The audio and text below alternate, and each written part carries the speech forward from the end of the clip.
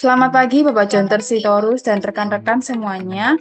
Pada hari ini kami dari kelompok 4 akan membuat sebuah video mengenai vlog analisis kalimat efektif.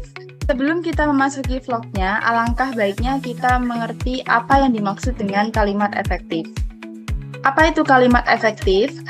Menurut J.S. Badudu, kalimat efektif adalah kalimat baik karena apa yang dipikirkan dan dirasakan oleh si penulis dalam bahasa tulis bisa diterima dan dipahami oleh pembaca dalam bahasa tulis. Nah, apa saja sih syarat kalimat efektif itu? Syarat kalimat efektif ada 7. Yang pertama ada kesatuan gagasan, yang kedua kepaduan, yang ketiga kelogisan atau penalaran, yang keempat kehematan atau ekonomisasi kata, yang kelima kecermatan, yang keenam kesejajaran, dan yang terakhir kesesuaian dengan ABI. Setelah kita mengerti apa itu definisi dan syarat-syarat dari kalimat efektif, maka kelompok saya akan menganalisis berbagai sumber yang ditulis atau menggunakan kalimat yang tidak efektif. Mari kita simak video berikut ini. Apa contoh kesalahan penggunaan kalimat tidak efektif? 1, yaitu yang terdapat dalam situs berita seperti yang tertera pada layar. Analisanya adalah bahwa dalam berita tersebut ada kata tidak baku, yaitu nafas, seharusnya napas. Lalu kemudian ada kalimat caranya, pertama pastikan anak dalam kondisi tenang dan seterusnya. Seharusnya ada tanda baca titik 2 setelah kata caranya. Ada juga kalimat pesan saya bawa ke dokter, jangan nunggu-nunggu, dan seterusnya. Adanya penggunaan imbuhan yang salah, seperti nunggu-nunggu, seharusnya menunggu. Lalu, kesalahan yang kedua ada di website berita seperti yang tercantum dalam layar. Analisanya, terdapat kata tidak baku pada judul berita, yaitu antri, seharusnya antre. Lalu juga ada kalimat menurutnya meski harga yang diberikan tidak beda hingga 50% dan seterusnya. Adanya penggunaan imbuhan yang salah, yaitu beda, seharusnya berbeda. 3, dalam link berita seperti yang tertera, di sana ada penggunaan peluluhan kata yang salah, yaitu mentolerir, seharusnya menolerir. Lalu juga ada kalimat Badrodin juga mengingatkan anggota pajak di lapangan apabila mengalami kendala atau ancaman di lapangan, segera meminta dan seterusnya. Kurang kata agar atau supaya sebelum kata segera, sehingga kelogisan atau penalaran tidak terjadi. Halo semuanya, saya Stephen Benedictus Untungan. Saya akan menjelaskan beberapa kalimat yang menurut saya tidak efektif dalam berita ini. Sumber beritanya yaitu di berita 1, bisa lihat di sini. Lalu untuk kalimat tidak efektifnya ada yang pertama itu pemerintah akan memotong gaji pegawai negeri, swasta, BUMN hingga TNI atau Polri sebesar 3% untuk simpanan tabungan perumahan rakyat atau TAPERA. Menurut saya kalimat ini terlalu panjang dan bisa lebih ringkas.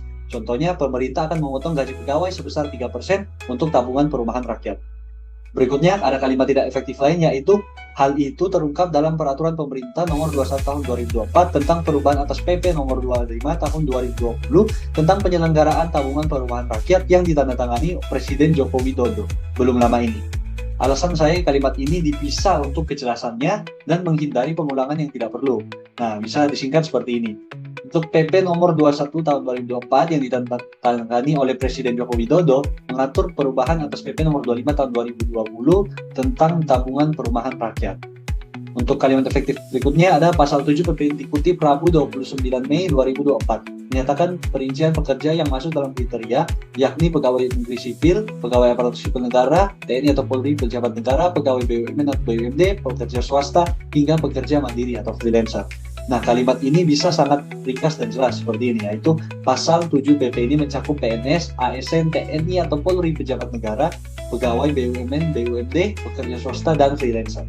Baik, untuk yang terakhir ada, sementara pasal 15 ayat 1 PP tersebut menyebutkan besaran simpanan peserta ditetapkan sebesar 3% dari gaji atau upah untuk peserta pekerja dan penghasilan untuk peserta pekerja mandiri. Nah, menurut saya ini terlalu panjang dan berulang. Bisa disingkat seperti ini. Pasal 15 ayat 1 menetapkan simpanan peserta sebesar 3% dari gaji atau penghasilan. Perkenalkan, nama saya Esther Natania, NIM saya 0205223001. Di sini saya akan menjelaskan tentang kalimat efektif dan tidak efektif.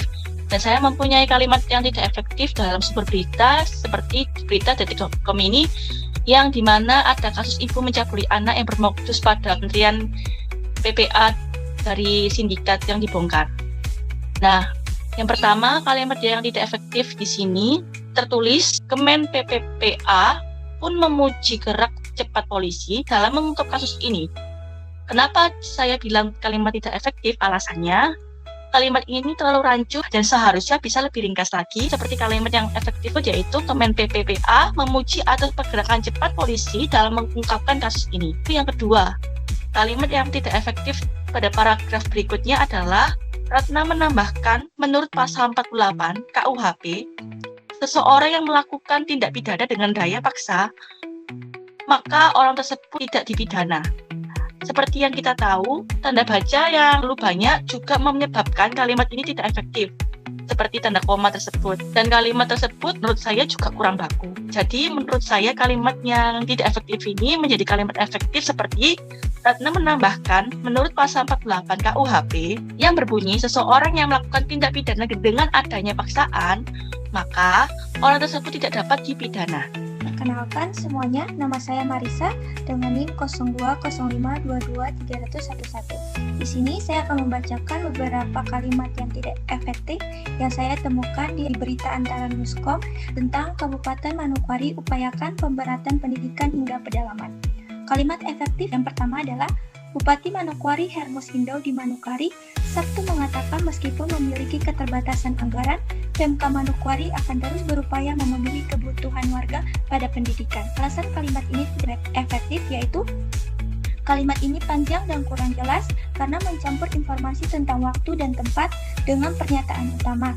Disarankan untuk membacanya menjadi 2 kalimat atau merevisinya untuk kejelasan. Kalimat efektifnya, Bupati Manokwari Hermus Hindau mengatakan meskipun memiliki keterbatasan anggaran, Pemka Manokwari akan terus berupaya memenuhi kebutuhan warga dalam pendidikan. Kalimat tidak efektif kedua, di distrik yang berjarak 50 km dari pusat kota tersebut sudah mempunyai 6 SD, kata dia, namun hingga saat ini hanya memiliki 1 SMP dan belum memiliki SMA sama sekali. Alasan kalimat ini tidak efektif yaitu penggunaan kata meski dan namun bersamaan adalah redundan dan membingungkan. Pilihan kata konjuksi untuk meningkatkan keefektifan kalimat. Kalimat efektif seharusnya di distrik yang berjarak 50 km dari pusat kota tersebut, meski sudah mempunyai 6 SD, hingga saat ini hanya memiliki 1 SMP dan belum bisa memiliki SMA sama sekali. Toso dengan NIM 02052210.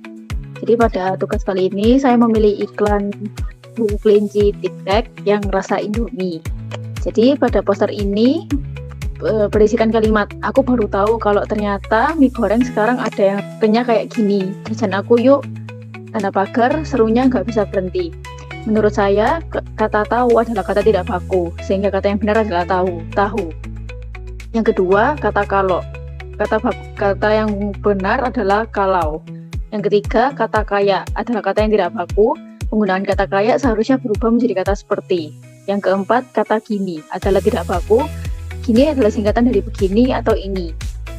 Yang kelima, kata yuk. Kata ini tidak baku dalam bahasa Indonesia. Penggunaan kata yuk sama seperti kata ajakan ayo. Yang keenam, kata gak adalah kata yang tidak baku. Yang benar adalah tidak. Yang ketujuh, kata berhenti. Kata yang benar adalah berhenti.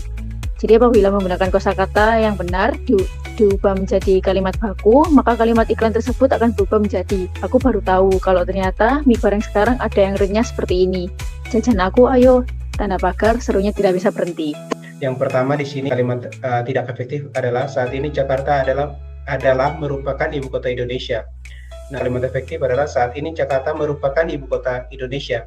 Nah, terus alasan di sini adalah penggunaan kata adalah dan merupakan semua kelas verba dan kata dasar dari rupa persamaan adalah yakni yaitu ialah jika dan lain-lain. Dari satu kalimat ini dia menggunakan kata yang sama, adalah dan merupakan. Jadi harusnya memilih salah satunya untuk memberikan kalimat tersebut. Yang kedua saya dapat dari Instagram, ya di situ ada tulisan, ya Tuhan kenapa aku sukanya sama orang yang nggak bisa aku milikin. Nah di sini ada dua kesalahan, yaitu nggak bisa dan milikin. Jadi kalimat yang efektif adalah, ya Tuhan kenapa aku sukanya sama orang yang tidak bisa aku miliki.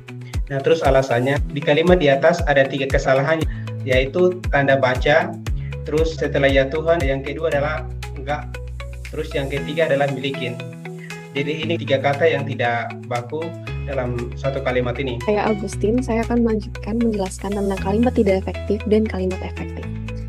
Contoh yang pertama dari kalimat tidak efektif adalah seorang pejabat pemerintah telah mengatakan bahwa langkah-langkah akan diambil untuk meningkatkan keamanan di wilayah tersebut. Nah, kalimat ini tidak efektif karena tidak memberikan detail konkret mengenai tindakan apa yang akan diambil dan di mana wilayah tersebut berada. Lalu, kalimat yang jauh lebih efektif adalah Menteri Dalam Negeri mengumumkan bahwa pemerintah akan menambahkan 500 petugas kepolisian dan memasang 200 kamera pengawas di wilayah perkotaan untuk peningkatan keamanan. Nah, diambil dari BBC News. Kalimat ini jauh lebih efektif karena memberikan detail yang lebih konkret mengenai langkah-langkah yang akan diambil dan guna untuk meningkatkan keamanan serta mengidentifikasi juga sumber informasi yang diberikan. Lalu yang kedua ada pemerintah berencana akan melakukan pengurangan anggaran di sektor pendidikan dalam upaya menghemat pengeluaran negara.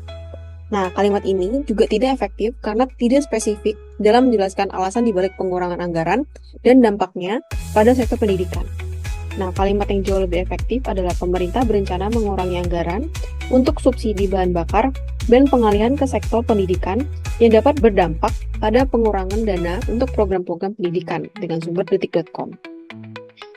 Nah, kalimat ini yang pastinya lebih efektif karena dengan detail yang lebih jelas mengenai rencana dari pemerintah, lalu dampaknya dari rencana tersebut. Perkenalkan, saya Cecilia Priska Elizabeth Endong dengan NIM 020522300024.